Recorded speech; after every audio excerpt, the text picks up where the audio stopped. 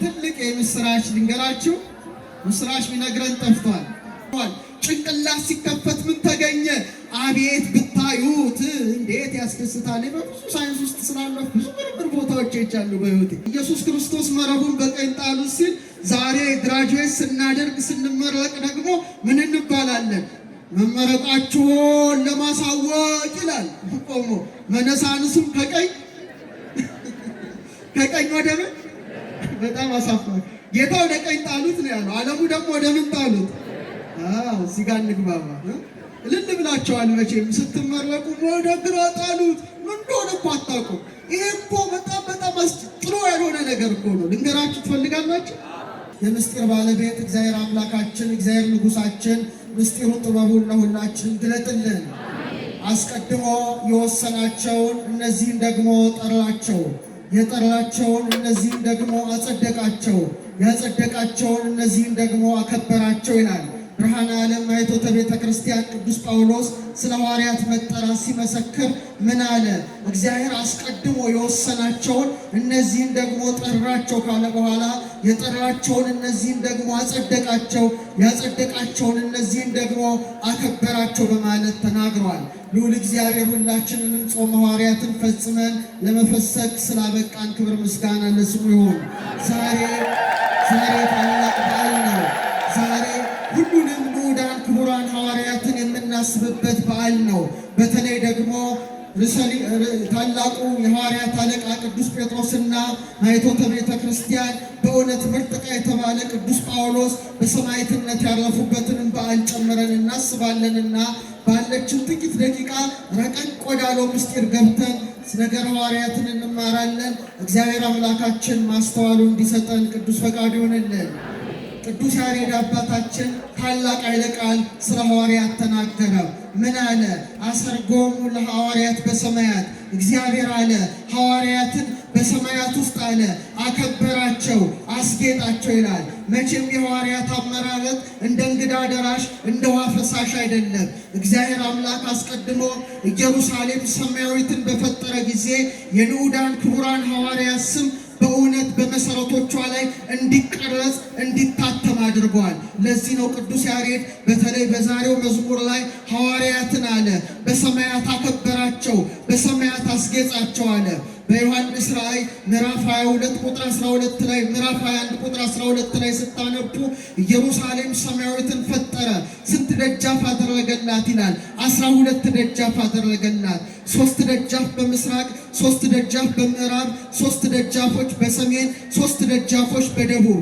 አንድ ላይ ሲደመሩ ስንት ይሆናሉ? 12 ይሆናሉ። ፍጹማን ቁጥሮች አሉ በመጽሐፍ ቅዱስ ላይ። 3 ቁጥር ፍጹም ቁጥር ነው። 7 ቁጥር ፍጹም ቁጥር ነው። 10 ቁጥር ፍጹም ቁጥር ነው። የመጨረሻው መደምደሚያው ወርቃማው ቁጥር 12 ቁጥር ነው። 12 ቁጥር የሐዋርያት ቁጥር ብቻ አይደለም። የኢየሩሳሌም ሰማያዊት የበሮቿ ቁጥር 12 ናቸው። 12 ብቻ አይደለም። በበሮቿ ላይ አለ ዮሐንስ የ12ቱ ነገደ እስራኤል ስም ምን ብሏል አለ? ተጽፎባቸዋል አለ። ይህ ብቻ አይደለም። በእያንዳንዱ ደጃፍ አንድ መልአክ ቆሟል ይላል። በድምሩ ስንት መላእክት ይጠብቋታል በደጃፎቿ? 12። ምን ያህል ታላቅ ቀመር እንደሆነ አስቡ። ቀጠለና ዮሐንስ ሲናገር የኢየሩሳሌም ሰማያዊት መሰረቶች ላይ አለ የበጉ ደቀ መዛሙርቶች የሐዋርያት ስም ተጽፏል አለ። እነሱ ማን ናቸው? እነ ጴጥሮስ ናቸው።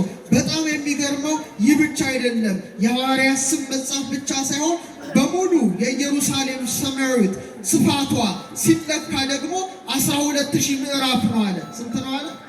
12 ነው። 12 ሲባዛ 1000 ማለት ነው። እንደገና ደግሞ ቅጽሯ በመልአኩ ክንድ ስትለካ ስንት ነው አለ?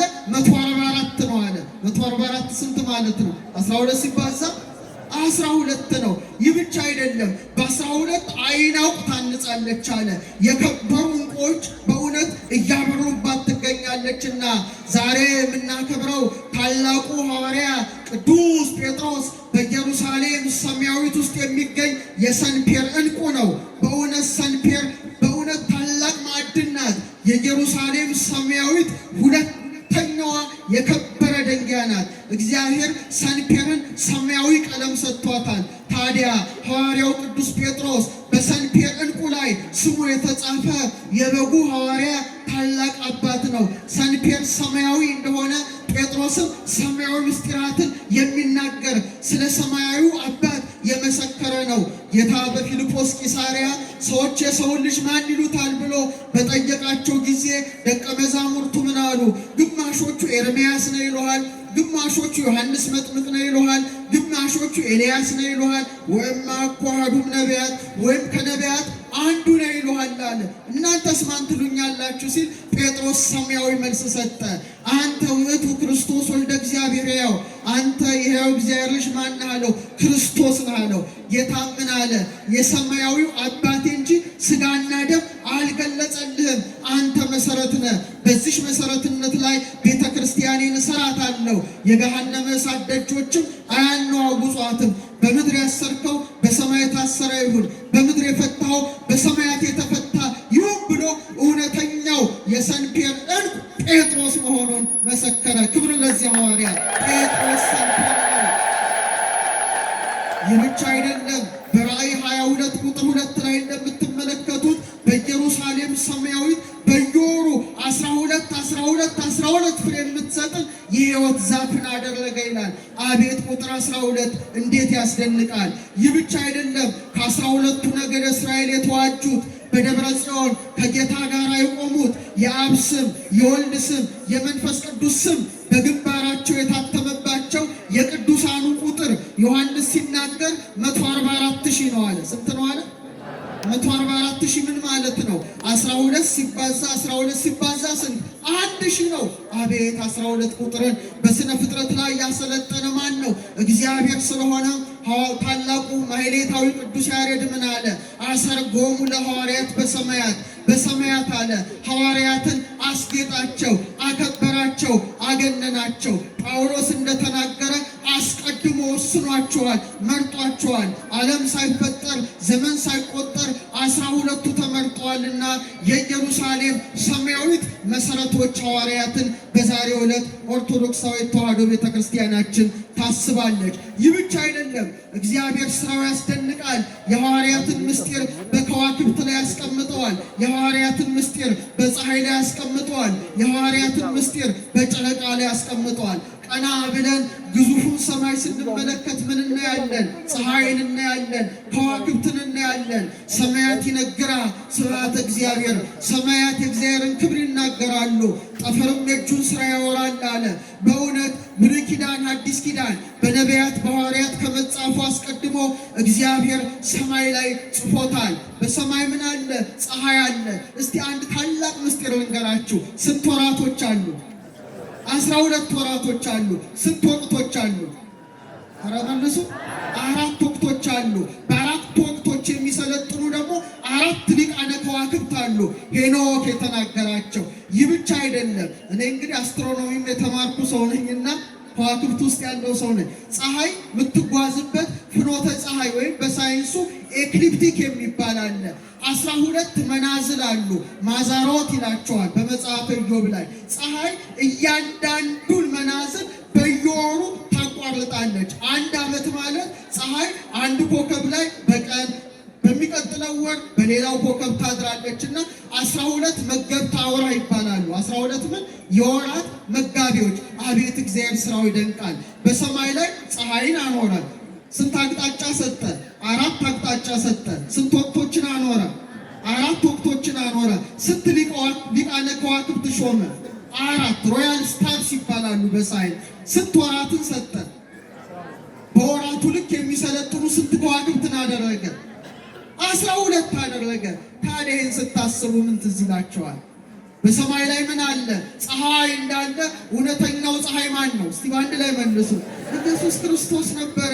ፀሐይ ዘኢያዕርብ የማይጠልቀው ፀሐይ ሰው እሆናለሁ ሲል ፀሐይን በ4ኛው ዕለት ፈጠረ። ለምን በ5ኛው ዕለት አልፈጠራትም? ለምን በ3ኛው ዕለት አላመጣትም? የኔና የናንተ ፀሐይ ከአማናዊት ምስራቅ የሚወጣው የጽድቅ ፀሐይ ኢየሱስ ክርስቶስ የሚወለደው በስንተኛው ወር ነው? በ4ኛው ወር ነው። መስከረም 1፣ ጥቅምት 2፣ ህዳር 3፣ ታኅሳስ 4። ያዕቆብ 12 ልጆች አሉት። የመጀመሪያው ሮቤል፣ ሁለተኛው ስምዖን፣ ሶስተኛው ሌዊ፣ 4ኛው ማን ይባላል? ይሁዳ ይባላል። ከነገደ ይሁዳ የወጣው የይሁዳ አንበሳ ማን ነው? ኢየሱስ ክርስቶስ ነው። ፀሐይን በአራተኛው ቀን ማምጣቱ በአራተኛው ትውልድ ሰው ሆናለሁ ሲል ነው። 4 ሊቃነ ከዋክብትን ማድረጉ በእውነት 4 ታላላቅ ከዋክብትን እሾማለሁ ሲል ነው። እነዚህ መንፈሳውያን ከዋክብት የምንላቸው ወንጌልን የጻፉ ማቴዎስ፣ ማርቆስ፣ ሉቃስና ዮሐንስ ናቸው። ልክ እንደ 12ቱ ከዋክብት ስንት ሐዋርያትን መረጠ? ኧረ መልሱ። በቃ ልክ እንደ 12ቱ ከዋክብት 12ቱን ሐዋርያትን መረጠ። ሊቃውንት ምን ይላሉ? 12ቱን ከዋክብት ለ12ቱ ሐዋርያት ይሰጧቸዋል። ዛሬ በዓሉን የምናከብረው ጴጥሮስ ምን አይነት ከዋክብት ነው? ሐመል የሚባለው ኮከብ ነው። አዎ ሐመል ምንድን ነው? በግ ነው። ጴጥሮስም በጎቼን፣ ግልገሎቼን፣ ጠቦቶቼን ጠብቅ ብሎ በአማናዊ ፀሐይ በኢየሱስ ክርስቶስ የተሾመ ታላቁ ኮከብ ቅዱስ ጴጥሮስ ነው። ክብር ይግባው። ሐዋርያ ጴጥሮስ ነው። የጌታ ስራው ይደንቃል። ለምሳሌ ታኅሳስ ላይ ተመልከቱ። ታኅሳስ ቀኑ ምን ይላል? ያጥራል። ለምሳሌ ፀሐይ ከፍ ብሎ መብራት ከፍ ብሎ ሲሰቀል ነው ወይ ዝቅ ብሎ ሲሰቀል የሚያበራው? ከፍ ብሎ ሲሰቀል ምን ይላል? ያበራል። ታኅሳስ ላይ ቶሎ ያጥራል። የገና ጀንበር ይባላል። ግንቦት ሰኔ ደግሞ ዕርገተ ፀሐይ ይባላል። ቀኑ ቶሎ አይመሽም። ለምንድን ነው? ታኅሳስ ፀሐይ ከምህዋሯ ዝቅ እንደምትል እውነተኛው ፀሐይ ታኅሳስ ላይ ዝቅ ብሎ በከብቶች በረት ተወለደ። ግንቦት ላይ ሰኔ ላይ ፀሐይ ከፍ ብላ እንደምታበራ የኔና የናንተ ጌታ መሲህ ወልደ እግዚአብሔር 12ቱ ሐዋርያትን ሾሞ ወደ ሰማያት አረገ። ክብር ምስጋና ለስሙ ይሁን። ሐዋርያትን በሰማያት ላይ አከበራቸው፣ አስጌጣቸው ማለት ይሄ ነው። ይህ ብቻ ይምሰላችሁ። እግዚአብሔር አምላክ ቀንና ሌሊትን ሲሰራ ስንት ሰዓት ሰጥቷል? የቀኑ ሰዓት ስንት ነው? የሌሊቱ ሰዓት ስንት ነው? በቃ ከ12 አያልፍም። ፍጥረት ሁሉ በምስጢር ውስጥ የተቋጠረበት ቀመር 12 ነው። እኔ ደግሞ ጴጥሮስን ሳየው ሌሊት ይመስለኛል። ጴጥሮስን ሳስበው ቀን ይመስለኛል።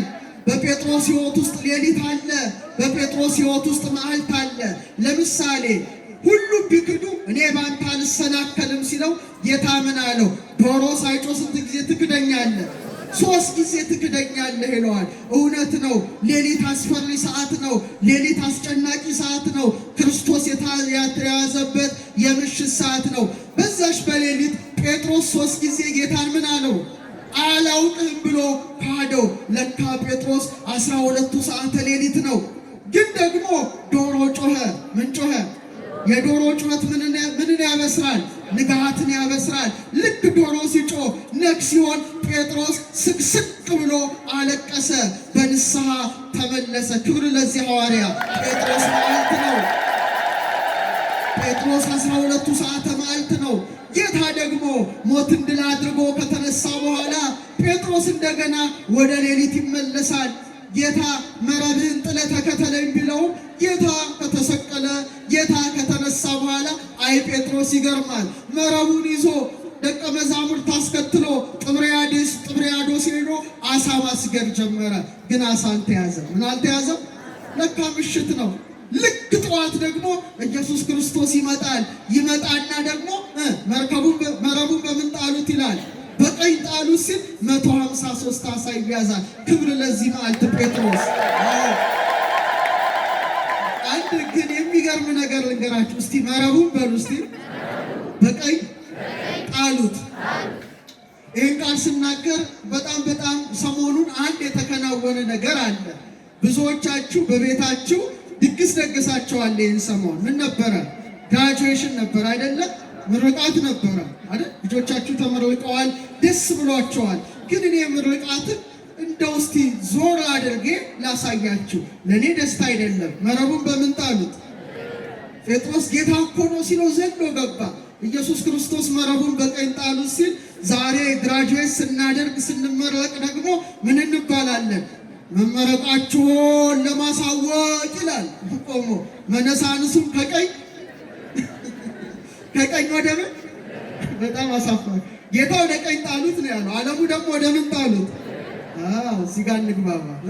እልል ብላችኋል መቼም ስትመረቁ ወደ ግራ ጣሉት ምን እንደሆነ እኮ አታውቁም። ይሄ እኮ በጣም ጥሩ ያልሆነ ነገር እኮ ነው። ልንገራችሁ ትፈልጋላችሁ? እንግዲህ የምረቃት ሰሞን ስለሆነ ጴጥሮስ ወደ ቀኝ ስለጣለ አስባለሁ ትንሽ። ለምሳሌ ሰዎች እግዚአብሔር ሰውን ሲፈጥረው ሁለት የጭንቅላት ክፍሎች ሰጥቶታል። ስንት የጭንቅላት ክፍሎች? ሌፍት ብሬን እና ራይት ብሬን ይባላል። ቀኝ አንጎልና ግራ አንጎል። ግራና ቀኝ አንጎል በትልቅ በሚሊዮን የሚቆጠር የነርቭ ክር አለ፣ ካርፐስ ካሎሰም እግዚአብሔር አያይዞታል። እና ቀኝ አንጎል ሌላ ነው፣ ግራ አንጎል ሌላ ነው። የሰማችሁ ነው። ግራ አንጎል በጣም የሚገርማችሁ ቋንቋ ይወዳል፣ ንግግር ይወዳል፣ ቁጥር ይወዳል፣ ምድራዊ ነገር ይወዳል። ቀኙ ደግሞ ተቃራኒ ነው፣ መንፈሳዊ ነገር ነው የሚወደው። ተመስጦ ይወዳል፣ ዜማ ይወዳል፣ ቁጥር አይወድም፣ ራእይ ያያል። እና ሰው ሁለቱንም ካዋሃደ ምድራዊም ሰማያዊም ሆኖ ይኖራል። አብዛኞቹ የቅዱሳን ሕይወት ወደ ቀኝ ነው፣ የኛ የምድራዊ ሕይወት ደግሞ ወደ ግራ ነው። በኋላ የሳይንሱ ዓለም ይህንን ሲደርስበት እየሰማችሁ ነው። ሰዎች የቀኝ አንጎል ክፍላቸው ከተከፈተ ከሲስተም ይወጣሉ። ከምን ይወጣሉ? ከሲስተም ይወጣሉ። በበረከት ይኖራሉ፣ ራእይ ያሉ፣ እንደ ቅዱስ ያሬድ በዜማ ይመሰጣሉ።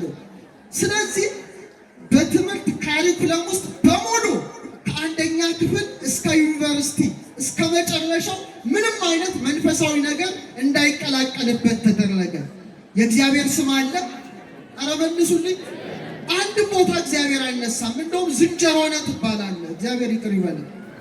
ስለዚህ የቀኝ አንጎል ክፍል የሁሉም ሰው ተቆልፏል። አሁን አይሰራም፣ ተቆልፏል። ሳይንሱ ሞርዶ ግራውን ነው ያሳመረው። የሰማችን ነው። ስለዚህ ልክ ግራጁዌት ስናደርግ መነሳንስን ወደ ምን ጣለው ተባለ። በቃ ቆቡ ደግሞ ይገርማቸዋል። ሁላችንም አድርገነዋል። 4 ማዕዘን ነው አይደል? ነው አይደለም? ኢንላይትመንት ኢራ ላይ የተደረገ ነው። ቆሞ 4 ማዕዘን ነው። እኔ ትዝ ይለኛል ትርጓሜ ቤት ስንማር ልክ እንደ ዩኒቨርሲቲዎቹ ለምን ይሄ የግራጁዌሽን ቆብ አናደርግም ብለን ተከራክረን ነበር። አያለማወቅ እላለሁ አሁን ሆኜ ሳስበው። ለምንድን ነው? ለምሳሌ ቆቡን ስትመለከቱ ስንት አቅጣጫ አለው? 4 አቅጣጫ አለው። እዚህ ጋር አንድ፣ እዚህ ጋር አንድ፣ እዚህ ጋር አንድ፣ እዚህ ጋር አንድ። ስንት ማዕዘን ነው? 4 ማዕዘን ነው። 4 ማዕዘን ምን ማለት ነው? እሳት፣ ውሃ፣ ነፋስ፣ መሬት፣ ቁስ አካል ማለት ነው። ስለዚህ አንተ ቁስ አካል ነህ። የተማርከውም ለቁስ ነህ። ወደ ቁስ ትቀላቀላለህ። ነፍስ የለም። 5ኛ ባህሪ ነፍስ የለም። ነፍስ ግን የምትወከለው በ4 ማዕዘን ሳይሆን በክበብ ነው። በምንድን ነው? አሁን እነ ገብረ መንፈስ ቅዱስ እነ ጴጥሮስ እነ ጳውሎስ ራስ ላይ ምን አለ? ክብ ነው አይደለ? አክሊል አለ። ጥምጥሙን ተመልከቱት፣ መንፈሳዊ ነው። ቆቡን ተመልከቱ፣ ስንት ነው? ክብ ነው፣ 360 ዲግሪ። ይሄ ግን እሳት፣ ውሃ፣ ነፋስ፣ መሬት፣ ነፍስ የለችም ማለት ነው። ስለዚህ መረቡን በምን ጣሉት? ስለዚህ ጴጥሮስ ቀን ነው። አመስግኑት ይህን ቀን ሐዋርያ ጴጥሮስ።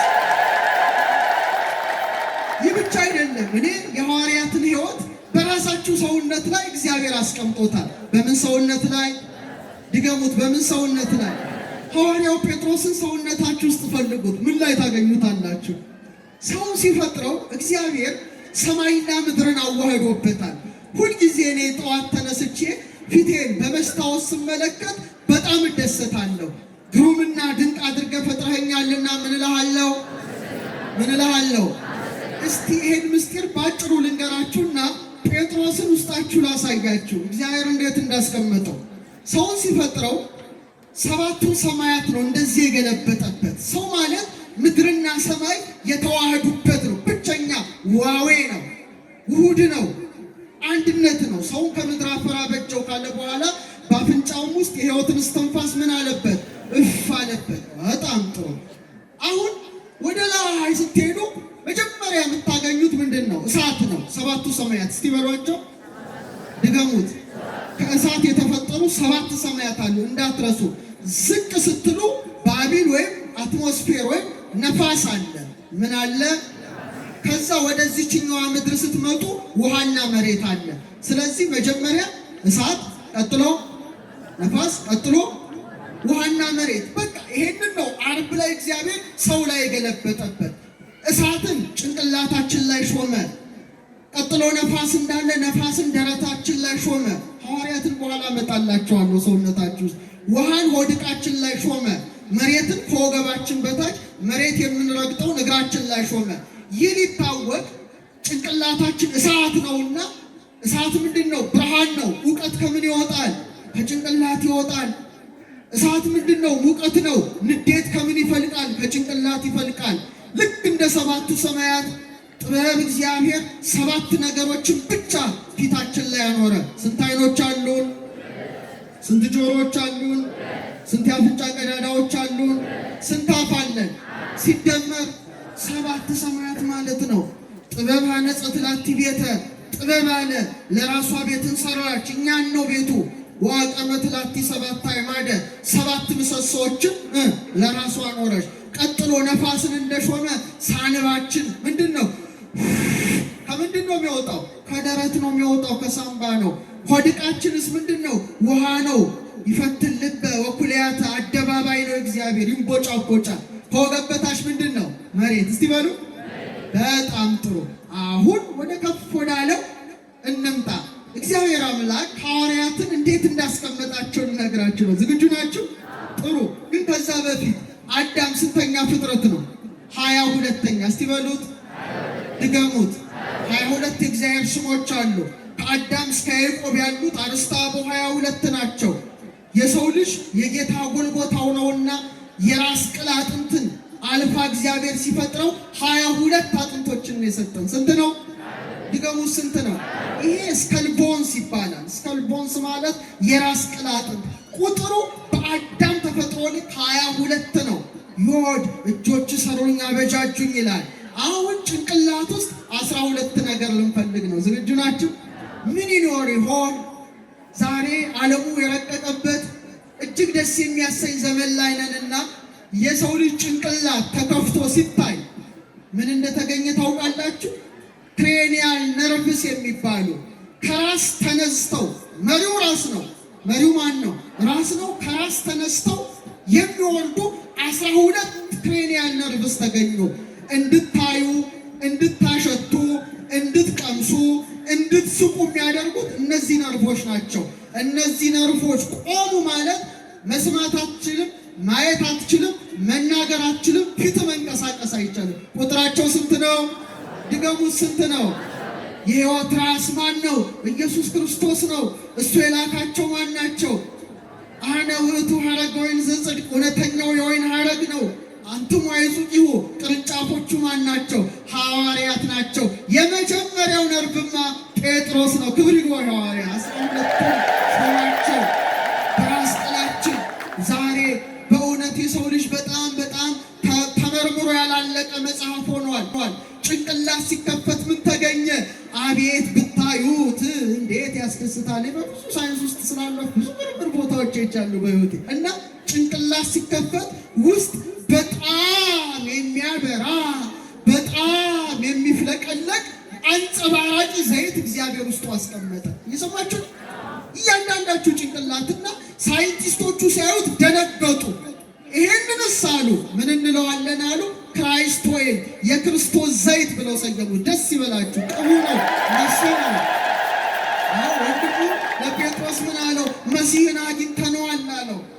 መሲህን አግኝተነዋል ማለት እውነት ነው ለካ። ይህ ብቻ አይደለም። እንደ ኤዶም ገነት አፍላጋት የማር ፈሳሽ የወተት ፈሳሽ ሰው ጭንቅላት ላይ ይፍለቀለቃል። አቤት ሲያስደንቅ! አሁን ከጭንቅላት 12 ዝቅ ስንል ደረትን እናገኛለን። እስቲ ልብ በሉ። እስቲ ድገሙት።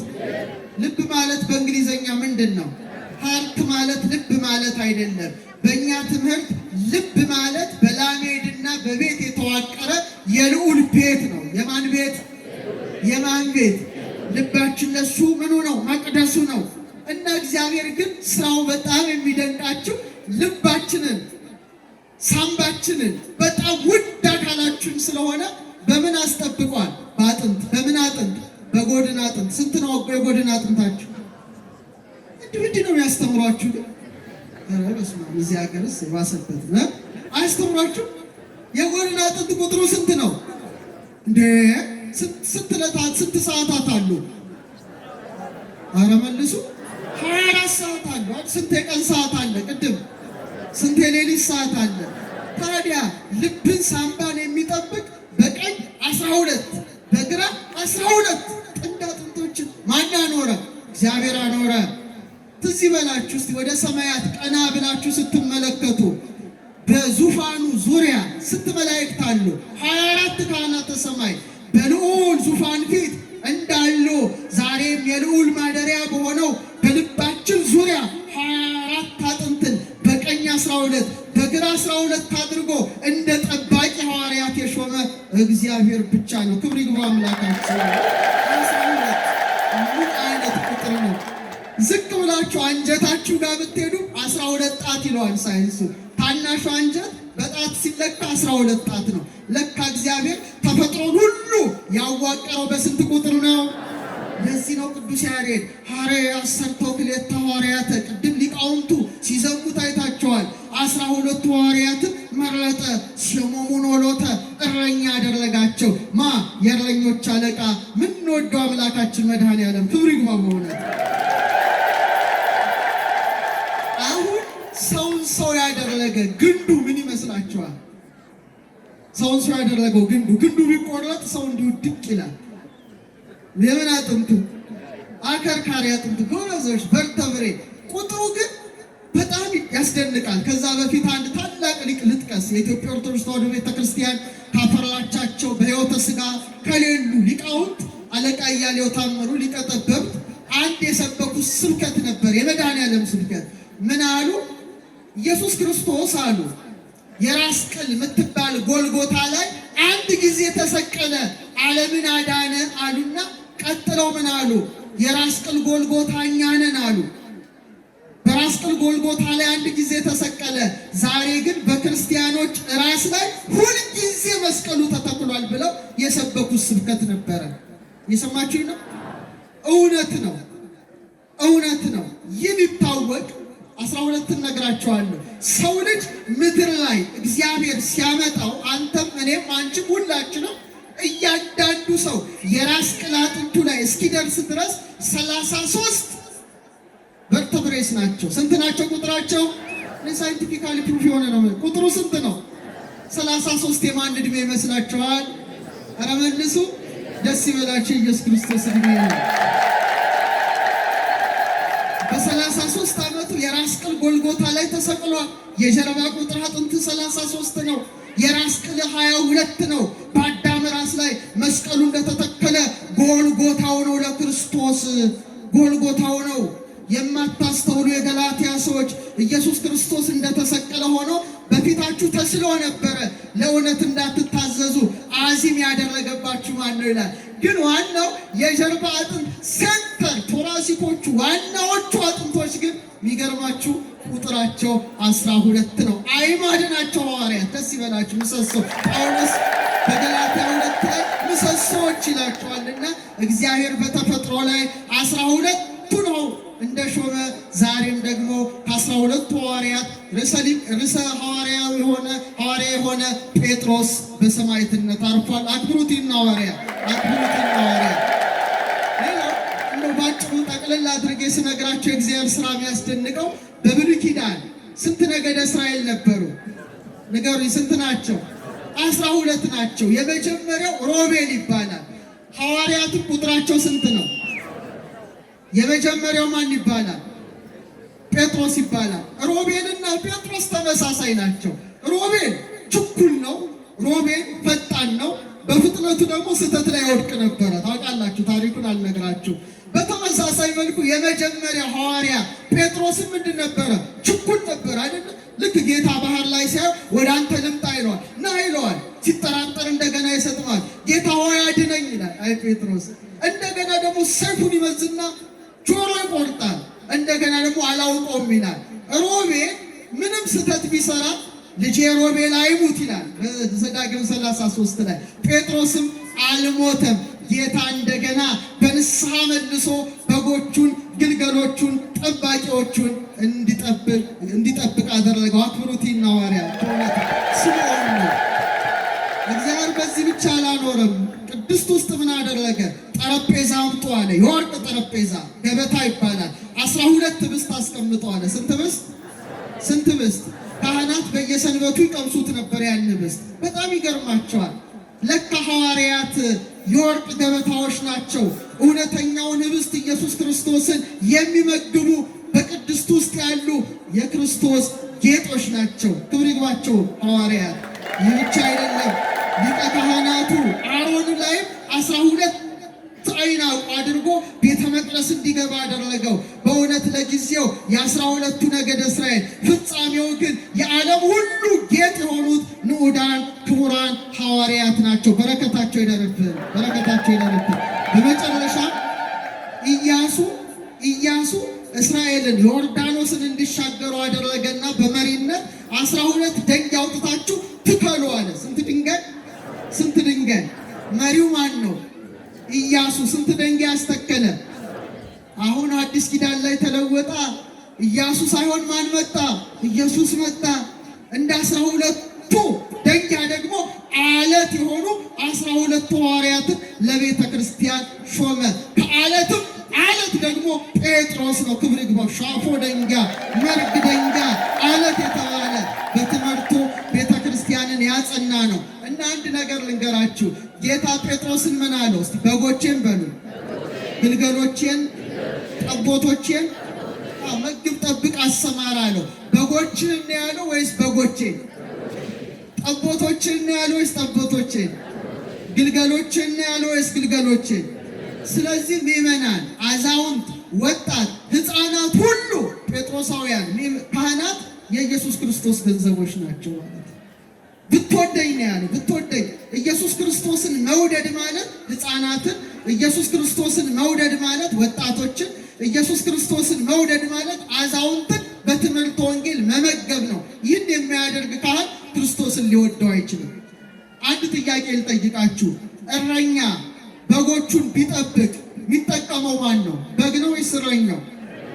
ኧረ በአንድ ላይ በጉ ነው የሚጠቀመው ወይስ እረኛው ነው? ግራ ተጋባችሁ። በጉ ነው እረኛው? በጉ ከምን ይጠቀማል? እሺ የኔታ ከቀበሮ ከተኩላ ይጠቀማል አሉ። ግን በጉ ራሱ ጥቅም የለውም። በኋላ ራሱ እረኛው አይበላው። በግ ቢጠበቅ ከተኩላ ነው። ያው ተኩላ እኮ እኛ እኮ ሸልተን አርደን አወራርደን አንዴ ቅቅል ብንል አሁን ተፈስኳል። ደግነቱ በቅቅል በጥብስ ነው የሚሆነው። ቀበሮ አንዴ ነው የሚገላግለው። እና ዮሐንስ አፈወርቅ ምን ይላል መሰላችሁ? በግ አለ በእረኛ ቢጠበቅ ጥቅሙ የበጉ አይደለም። የማን ነው?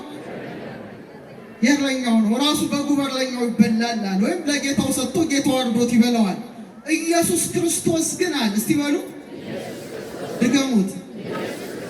በጎቹ የበሉት እረኛ ነው። እረኛ በጉን ሲበላ፣ ኢየሱስ ክርስቶስ ደግሞ በጎቹ በሉት። ክብር ምስጋና። ስጋውን በሉ፣ ደሙን ጠጡት። እሱ ተዋህዳችሁ እና በጎቼን፣ ግልገሎቼን፣ ጠቦቶቼን አለና ቤተ ክርስቲያኔን እሰራታለሁ ይሏል። በአንተ መሰረት።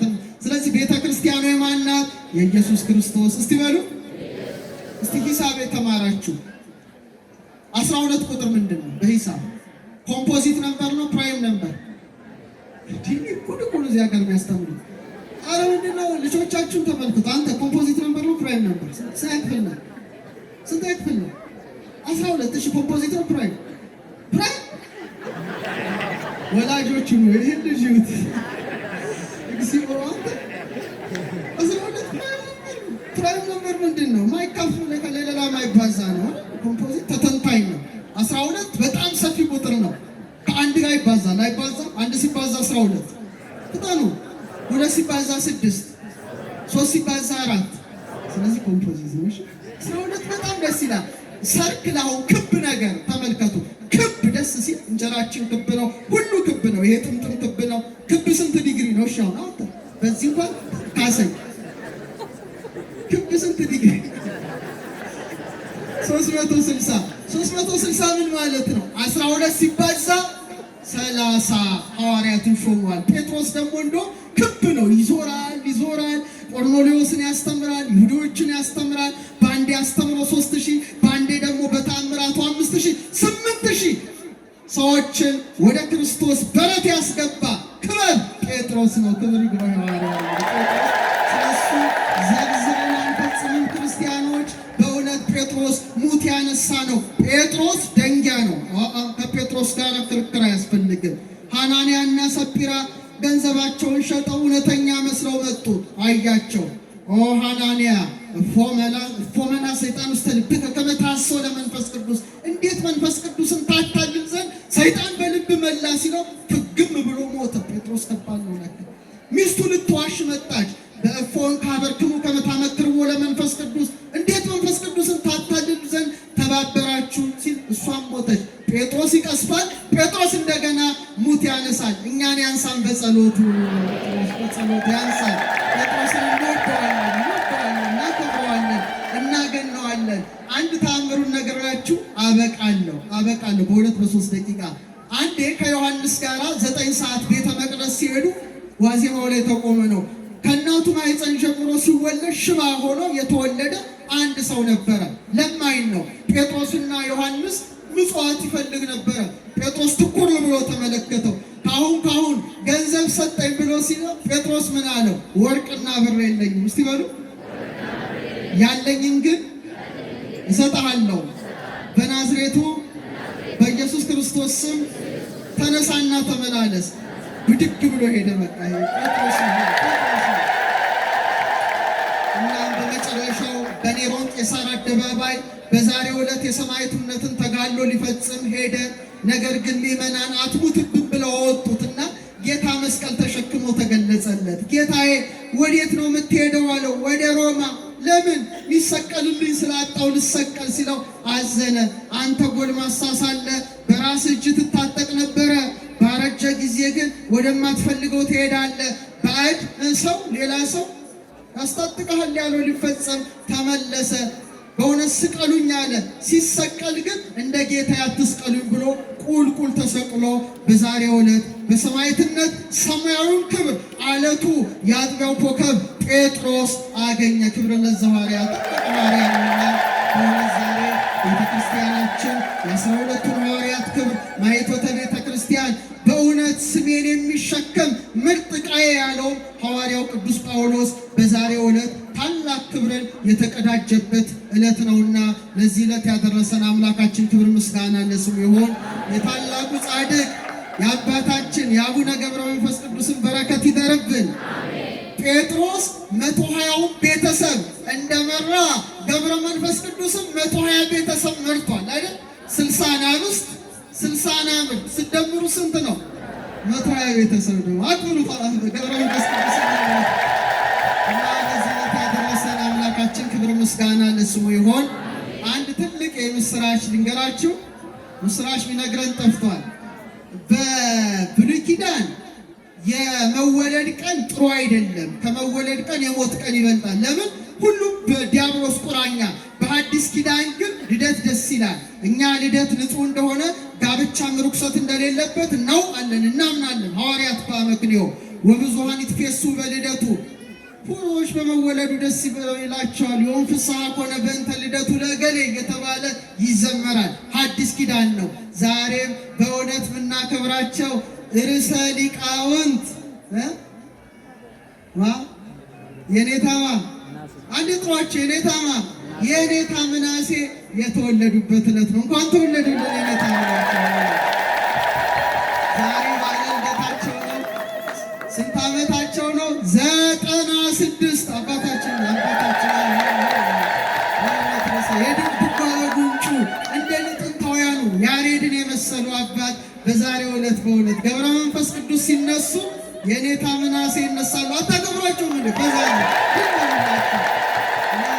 96 ዓመት ኖሯል። እኔ በእርግጠኛነት የኔታ ምናሴ 100ን አልፈው ገስግሰው እስከ ስንት ይኑሩልን እግዚአብሔር እስከፈቀደላቸው ግን 100ን ይለፉልን። አክብሩልን የኔታ ምናሴ በእውነት በአዲስ አበባ ወደ 11 አብያተ ክርስቲያናት ያስተዳደሩ በአዲስ አበባ ብቻ 55 ዓመት አገልግለዋል። ክብር ይግባቸው የኔታ አባታችንና በእውነት እንኳን ተወለዱልን የኔታ አባታችን ርዕሰ ሊቃውንት።